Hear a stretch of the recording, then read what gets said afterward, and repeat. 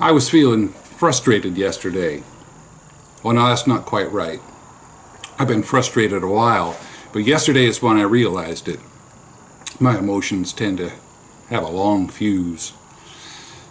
But I was frustrated about things that are complex in the this is alive sense of the word. Like things that are mostly made of people, where you can't figure out what's really going on and you can't know whether some program or intervention is going to help, and where we have a long history of experts showing up, saying they know what to do and actually making things worse. There's crime in the neighborhood, hire more security guards, send in the cops, treat the surface symptoms. Never mind the history, the underlying flow of relationships and patterns. That's too scary. Well, my treatment for my frustration yesterday was to get a big pad of brown paper and a fat pencil and to just write, not stop. I turned on my poetry gland and I turned off the part of myself that tries to make good poetry, and I wrote 2 TED Talks. I'm going to read you my 2 TED Talks. The first one is called Swim Lanes in the Deep, a TED Talk from ocean bottom. Could you swim across the sea if they painted lanes on its bottom? When you get to France, you'll do a lovely flip, push off from its side, and then complete the lap. What monster from the deep would dare intrude on another swimmer's lane? The bad news is the YMCA does not prepare you for the Marianas Trench or the Barrier Reef or even 3 fathoms deep just 100 yards offshore from the tiki bar. I'll buy a special suit and a tank with some air. I'll render lanes on the, by computer and give the sharks augmented reality goggles.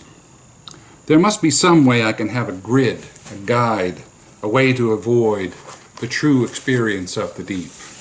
Because I'm not ready, and I'll never be. I can't see in the dark below the sun's reach. I can't stand the cold, and I can't bear the pressure.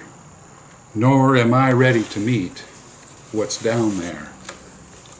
My brilliant solution for myself and for you is to paint the deep ocean on the bottom of the pool. The illusion of depth with comfortable dangers will give us assurance we've done something real. We've stretched to our limits. We've avoided the risk while preserving the thrill. And that's the end of the first TED Talk. I'll pause for your applause. Thank you very much. Here's the second TED Talk. It's called There is Life in the Ocean, a TED Talk from poolside. Hello, you swimmers, you lap-making, turn-taking, pool-dwelling strokers who visit the dangers of 12-foot deep water that's 1% pee. I greet you as one who lives in the ocean, a life-giving world where to swim is to thrive, and where wonders await you, if only you'll dive. The life of the ocean requires the gift of our will. Give up and relax, and find the salt water is your partner in buoyancy. And that's the first step that you'll need to take. It's required of all who would share in the life of the sea.